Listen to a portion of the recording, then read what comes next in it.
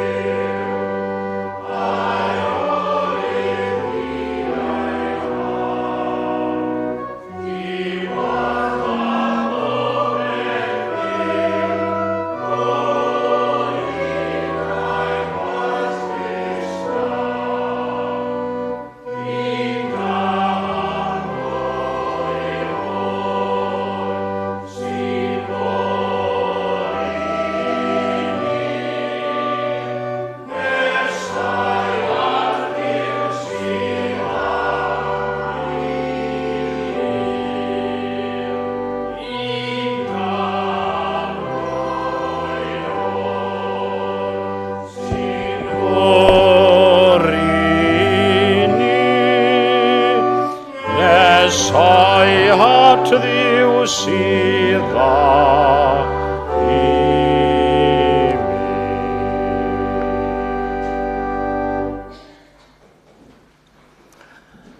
A chyfle ni nawr i droi at ddiw mewn gweddi. Let us turn now to God in prayer. Cydweddiw. Arglwydd ein Duw, mae geiriau yr emyn i ni newydd i ganu yn ein dwy'n ni yn awr at orsedd gras, nesau at ddiw sydd dda i mi. Moving close to God is good, is pleasurable, and that's what we do now in our prayers this morning. Mor ardderchog yw dy enw di, dyna eiriau'r salmydd gynt ac ni eiliwn ei eiriau fe y bore yma. Gan gydnabod mae ti yw awdur bywyd a rhoddwr pob dawn ac yno ti y mae ein gobaith a'n cynhaliaeth ni bob yr un. Ac i ni'n plygu oedd flaen di unwaith eto y bore yma nawr mewn gweddi ac mewn addoliad. Ac i ni'n cyfaddef mae disgyblion digon anheilwng ydym ni ar y gore. Ac i ni'n gofyn ar ei ti ein bendithio ni nawr yn ôl ein hangen ni. Lord God, we pray once more this morning that Christ's love and influence may warm our hearts once more as we now come before you in prayer and praise this morning. And may his love and influence take the place of our selfishness so often, our will and our own agenda. May you take all thoughts of self and selfishness away from us now this morning and change them into words and thoughts and actions meant for others rather than ourselves. A diolchwn I ti unwaith eto am gyfle arbennig fel hyn, cyfle sydd gennym wrth ddod ynghyd yn dy enw di. I ni'n diolch I ti am gymdeithas y saint, ar gwmniaeth a chyfeillgarwch I ni'n profi o fewn yr eglwys arbennig hon. Mae dylanwad yr eglwys yn gyffredinol yn drwm arnom ni gyd. Ond par I ni sylweddoli, uwchlaw popeth, mae Crist yw pen yr eglwys. Ac fel ym mhob oedfa fe ddiolchwn I ti yn awr am y bendithion hynny sydd wedi dod I ni ym mherson dy fab Iesu. As we think of the long tradition that we are a part of in this and other churches, of the inheritance and legacy left to us by others. Others have labored, we have gone into their labor. And as we think of the labor of others before us, help us now today, this morning, to be more worthy of their sacrifices as well, and in so doing realizing anew the greatest sacrifice of all in Christ Jesus. Gweddiwn ari o leini Crist I lywyrchu yng nghanol holl dywyllwch ein byd ni. Fel y gallom fynegu hefyd ac adlewyrchu I gariad fel I ni'n adrodd yn aml yng cyfamod eglwysig, I adlewyrchu cariad Crist yn y byd. Ac wrth glywed a sylweddoli am gymaint o bethau sydd yn gros I'th fwriad a thewyllus yn y byd, yr holl drais ac ymladd. Helpa ni nawr I fod yn gyfryngau dy fawl a thfoliant a gariad yn y byd, yng nghanol holl helbil a thrybini y byd hwn, sydd mewn cymaint o angen am gariad a chariad Crist yn arbennig. We think, as in every service, of all of those in need this morning. Some of our own members here, members and friends of Eglwys Gymraeg Canol Llundain. two in particular who are in hospital at the moment, and we think of them. And all others as well who are experiencing difficult and challenging times at present. And then for all those who are not known to us but are known to you, those all around the world who are finding things difficult in perhaps seemingly hopeless situations, may they feel now that there is new hope every day offered them in and through Christ. Ac wrth i ni gyflwyno ein gweddiau cyhoeddus fel hyn oedd flaen di yn awr, i ni yn cyflwyno ein hunain a dysafiadau cudd ein calonau ni. Tyn ni atat yn awr o arglwydd, tyn ni atat gwna ni'n un yn dy gariad pyr dy hun. Ac i ni'n gofyn y cyfan oll ynghyd y maddeiant ein hamal troseddaeth erbyn di ac yn erbyn ein gilydd, nid yn ein heiddiant ni ein hunain i ni'n dod heb yr un heiddiant o gwbl, ond yn heiddiant ac yn enw Iesu Grist, ein ffrind a'n gwaredwr. Amen.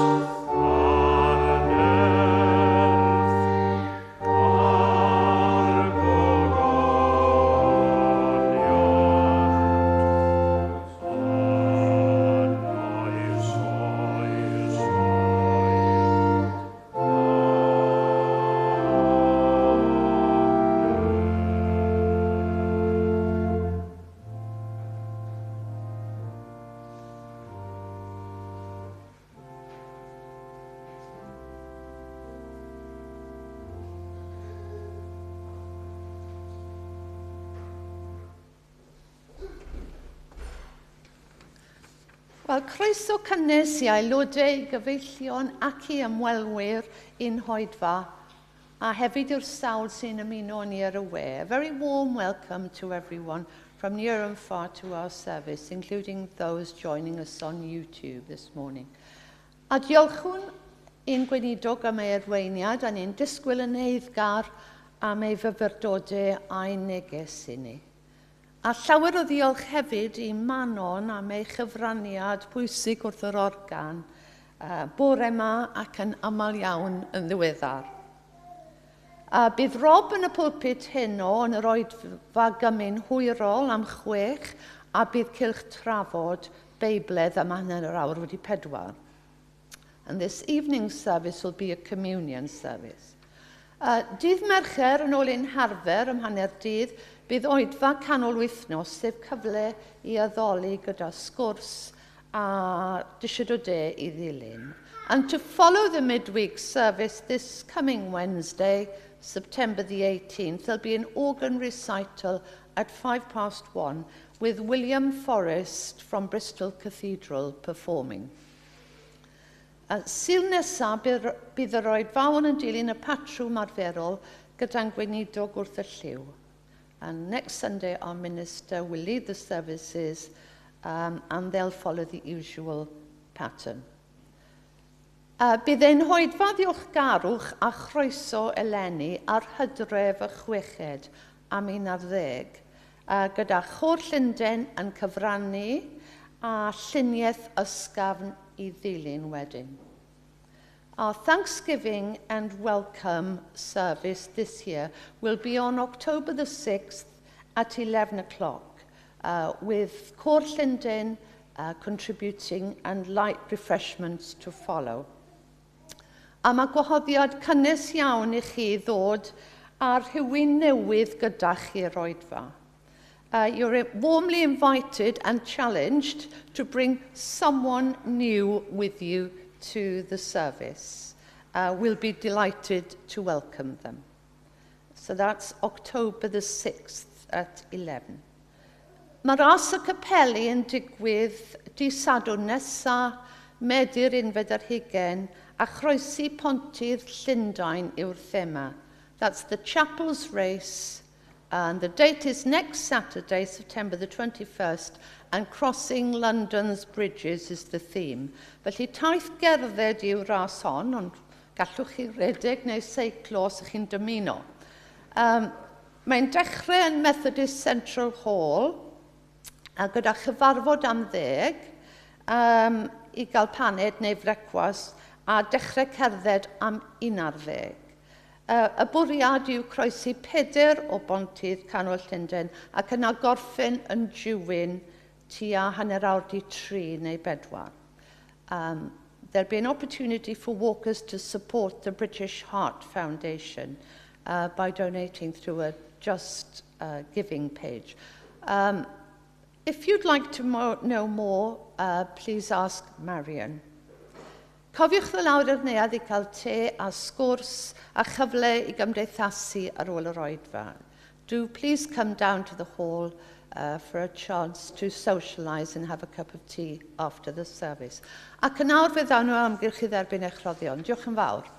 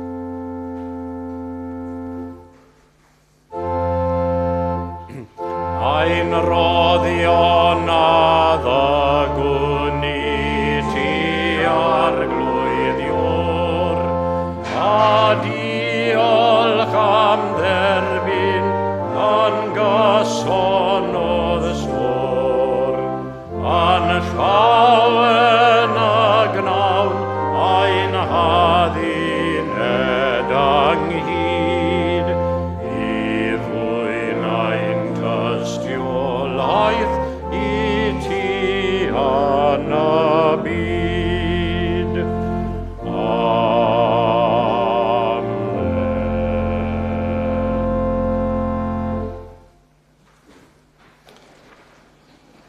Anne mentioned the Harvest, Thanksgiving and the Welcoming service, the first Sunday in October. So you have a few weeks now to do your work. I'm sure you can all bring one person, or even you can invite whether they come or no. Well, there we are. I happen to have a guest staying for that weekend, so I'm bringing my one already. So no pressure on you, but I've got my one to come with me. So, but it would be nice if you could bring one along, it would be lovely. And those of you who are here today, come along as well. Bydd y côr yn canu fel yn gweud bydd hwnna'n ychwanegiad at yr oedfa. Felly, fe unwn ni nawr i ganu yr emyn 683, 683. Geiriau hyfryd J.T. Job ar yrfa bywyd yn y byd a'i throion enbyd hi, o ddydd i ddydd a ddawodd ef o leini'r nef i ni. O ddydd i ddydd a'i hedd a ddaw fel gwlith ar ddistaw ddôl, a da gwyr a'i galon ef fod gorau'r nef yn ôl. 683.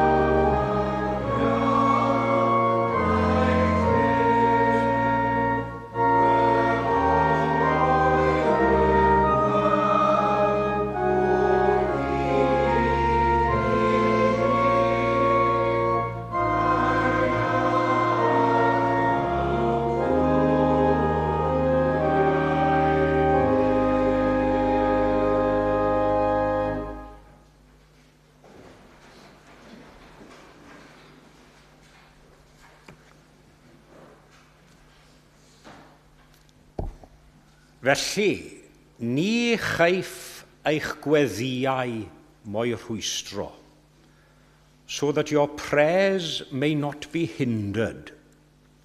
Or as it reads in the Good News translation, so that nothing will interfere with your prayers. I like that translation. Fe ddarllenes I o lythyr cyntaf Pedr ar ddechrau'r oedfa, o'r drydedd bennod. Ac yn yr adnod bach sy'n blaenori y darlleniad, fe welwn i'r geiriau yma, so that your prayers may not be hindered. And to put these words into their context, where they come in the Bible, I'd mentioned the first letter of Peter. The little section before the section I read, he'd been talking about how people should live together in harmony and show mutual respect for each other. And of course, he'd aimed his words specifically at the relationship between husbands and wives in that section, but I believe that we can take the basic pattern of respectful and pure conduct, as he calls it, ymarweddiad pur a duwiol frydig. We can take that as a pattern for us all. It doesn't have to be just in marriage, a template for us all to emulate in our relationships and interactions with each other. And the reference to your prayers being hindered or interfered with, I'd say to begin with, they can only be aimed really at people who pray themselves, who actually engage in the act of praying themselves. Now, I hope that includes everyone present here this morning in chapel. But unfortunately, as I'll mention later, there are even some perhaps professing Christians who come to church and chapel. They either find it difficult or they don't pray much at all, or don't pray as much as they should, at least. Ond gobeithio bod yr hyn sy'n gen I rannu a chi y bore yma nawr yn berthnasol I chi gyd, boed yn weddiwyr brwd a chyson fel dylen ni fod, neu beidio. And you know, prayer, when you consider it, it's really the smallest thing that can be expected of us as Christians, isn't it? It shouldn't be a great effort. It shouldn't be a hard requirement. It's the natural duty of us all, the simplest form of homage and worship that a human being can give to its creator. I have a friend who always says, whenever I meet and we say goodbye, there we are, always a pleasure, never a chore. I like that. And that should be with our prayers as well. Always a pleasure, never a chore. I'r credadyn, chwel mae gweddi, yn cyfoethogi ei enaid a'i fodolaeth, yn dyw e? Indeed, to believers, prayer is so priceless that's why Peter writes in his letter here, warning the early Christians and us in turn, of course, of the dangers of hindering our prayers or letting things interfere with our prayers, as the Good News version says. A dyna'n syml dwi am wneud y bore yma yw I edrych ar ychydig o bethau sy'n gallu rhwystro ein gweddiau. Things which can hinder our prayers.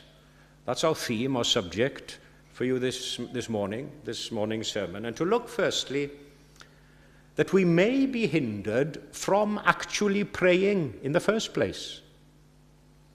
And cael ein rhwystro rhag gweddio. So there is such a thing as being hindered from praying in the first place. And you know, that's caused, I'd say, mainly by falling into a generally lackadaisical, indifferent and lukewarm, as we hear in the lukewarm people in Laodicea, a lukewarm attitude to our religion and spiritual life, to the things of God in general. Pan fo rhywun yn dechrau cilio ddi wrth bethau crefyddol, esgeluso I fywyd ysbrydol, cadw draw o'r capel falle, ambell I sil, cadw draw o'r capel ar Eglwys. Un o'r pethau cyntaf hwnnw I ddioddef fydd I fywyd emosiynol, ei weddiau fe. When a Christian is in spiritual decline, their prayer life will undoubtedly be affected. Do you know, one of the greatest pleasures and blessings is to hear somebody praying, perhaps in a public prayer, who obviously talks and converses with God on a regular basis, on an everyday basis. Their prayers are full and rich. But you know, prayers can be hindered as well by having too much other things to do, or perhaps the perception that we have too much other things to do. A mae cyment I wneud mewn bywyd yn dos. Mae bywyd yn brysur tu hwnt. Our lives are so full and busy, practically every minute of every day, filled with something or else to do, places to go, people to see. And you know, some are never satisfied with what they have in life. They've got to fill their lives with something more and more and more. You remember the story of the rich fool, the rich man in the parable, who he had no time for his religion, he had no time to pray, because he was building new and bigger barns to hold all the grain that he was making. Now, without knocking ambition, as I say, I'm not knocking ambition, and to better yourself in life, yes, all well and good. You know, he had to find time to pray when God said those sobering words, which will come to all of us in turn. This night your soul shall be required of you. He had to remember then. And you know, another hindrance to prayer is a very strange and odd hindrance. A very strange and odd hindrance as well. The fact that some can be so busy and preoccupied with church and chapel things that it hinders their prayer life. Honestly, that's an odd hindrance. Fel Martha gynt, chi'n cofio Martha gynt? Yn canolbwyntio ar y gweini a phethau dibwys eraill, sylweddoli I bod heb sylweddoli bod hi'n anwybyddu'r pethau pwysig a peth allweddol, y peth angenreidiol yn ei bywyd ysbrydol. Do you know, I feel at times some would be better off if they attempted less and prayed more.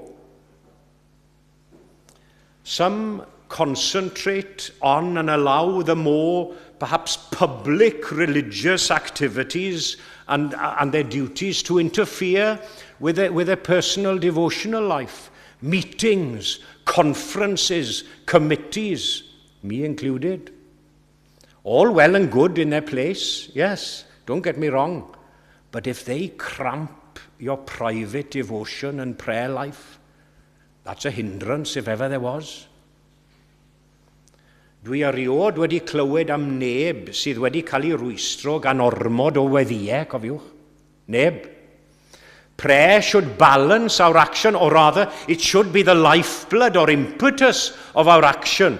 Prayer should be the climax of every preaching, and we should never allow any other form of service to push our prayers into a little corner. I'm so glad that we have time on a Wednesday in our midweek meetings to pray, and pray for this church and congregation in particular. Lle I bopeth a bopeth yn ei le yw'r hen ddywediad, ynddo fe? There's a literal translation of that idiom in English, a place for everything and everything in its place. Now that's a good rule for things in life in general, I'd say, in your home and work scenarios. But it's also equally as good and pertinent in your spiritual life as well. Other duties need seeing to, of course they do. No doubt about that, but prayer mustn't be left undone. It must have its own place and sufficient time allotted to it. Ie, gofalwn nad yw ein gweddiau yn cael ei rhwystro. Which leads me on to my second point this morning. After being hindered from actually praying in the first place, we must be careful that we're not hindered when we pray, when we're in prayer, during the act of praying, because that's a danger as well. Now, some are hindered in their prayer by a very simple and basic reason. The fact that they choose the wrong time and place to pray.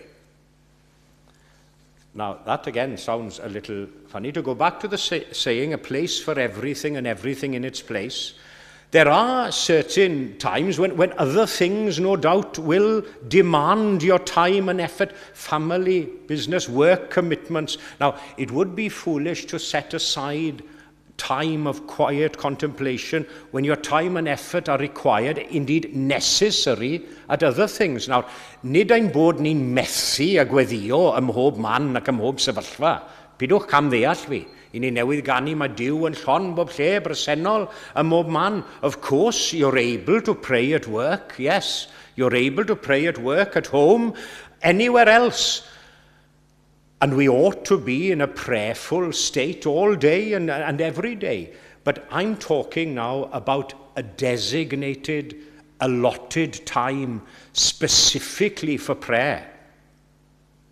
Yeah, don't organize that when you have other things taking your mind. And you know, talking about that as well, another thing which can hinder us in our prayer is our own mindset, our own state of mind at times.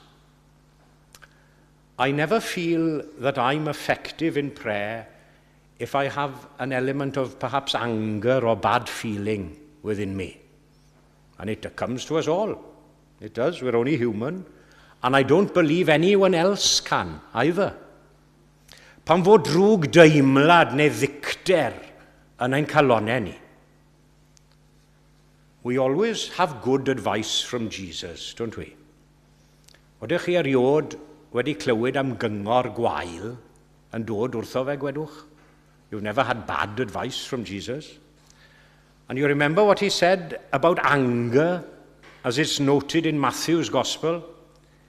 If you are offering your gift at the altar, coming to worship in chapel, and there remember that your brother has something against you, leave your gift and go.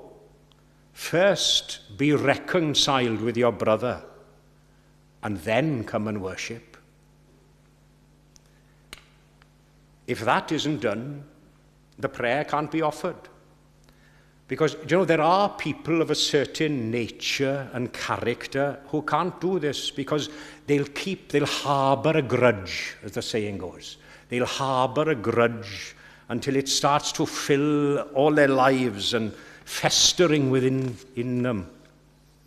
Mae'n amhosib I weddio am fyddeiant, oni bai ein bod yn maddau hefyd ein hunain, ynddo fe? What have we sung? And we sing in every service or repeat, forgive us our trespasses as we forgive them that trespass against us. Put simply and plainly, you can't have forgiveness yourself if you don't forgive others. So in quite a hurried way, I've tried to show some at least, there are many, some at least of the ways in which our prayers may be hindered or interfered with. Let's pray, literally pray, that we don't succumb to this hindrance in our prayer life, in our devotional life. Sy'n farwen I at y pwynt ola dwi am rannu gyda chi heddi. Sef yr hyn sy'n gallu rwystro effaithiolrwydd ein gweddiau. Having considered that which hinders us from actually praying, and then which can hinder us in our prayers, my third and final point for you this morning is the fact that we may be hindered in the effectiveness of our prayers.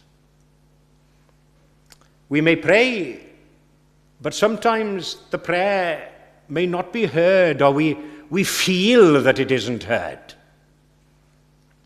Now, let me say straight away on this point, I believe intrinsically that God will hear anyone's prayer who asks genuinely and sincerely for forgiveness and mercy, and that in and through Jesus. He never rejects the prayer of a truly contrite heart. He's a God who's ready to hear those who want reconciliation. That's the thing. Reconciliation. be that between us and him or between others, between us and others. Ni fethodd gweddi dair eriod a chyrraedd hyd y nef. But you know, in other matters, it doesn't always work like that. I don't think he's that eager to hear people who continually remain in their sin, who continually do wrong. We must be obedient to God's commands, and as far and as well as obedience, there must be an element of faith as well, faith in his promises. We looked at that a few weeks ago, the week before last, I believe. And there must be a deep-rooted desire and yearning, and that for God's glory, not for our glory, not for our own gratification, our own self-gratification. We have to desire what we ask for because it will glorify God, not us. I'm very fond of that quote about prayer by Oswald Chambers. I don't know if you've heard of Oswald Chambers, a famous Scottish evangelist and preacher. If you get a chance, get it. He's got a book, 366, not 365, one for leap year as well, if it happens to be a leap year, of daily meditations. My best or my greatest for his highest. Lovely book. And he said this about prayer: we have to pray with our eyes on God and not on the difficulties. Think about that. Yes, perhaps the difficulties might have inspired the prayer in the first place. But our eyes must always be on God and God alone. Yn sicr I ni fod I weddio a mae'n bara beunyddiol, ond ni. We must pray for our daily bread as we're taught to do so in the Lord's Prayer. But don't pray for him to make your fortune and to win the lottery, even if you intend to use the money for good causes. Yeah?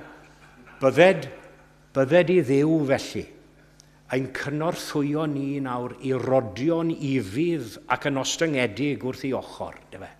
To walk humbly with God by our side constantly, to live near him and in his company every day. That should be our aim and our goal this morning and every morning, so that your prayers will not be hindered. Fel ni chaiff eich gweddiau mo'i rhwystro, a hynny gogoniant I enw tragwyddol. Amen.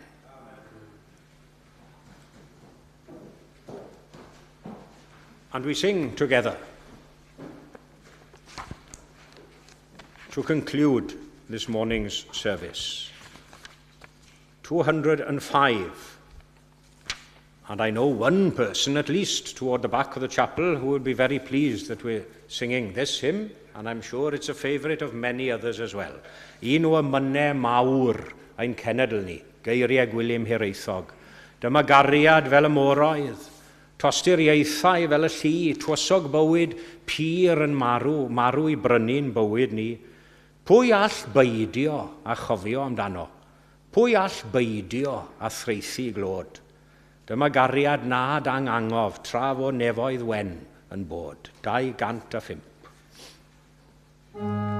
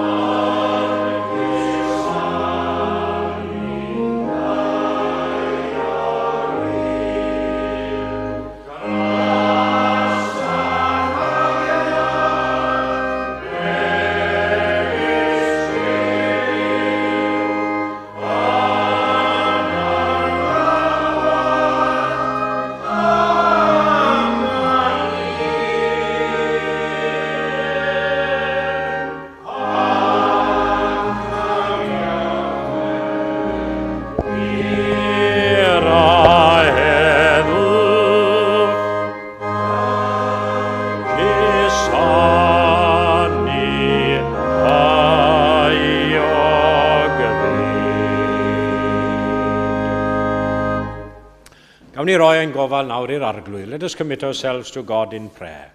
Gras a chariad megis diliw, yn ymdywallt yma ynghyd, a chyfiawnder pyr a heddwch, yn cusanu euog fyd.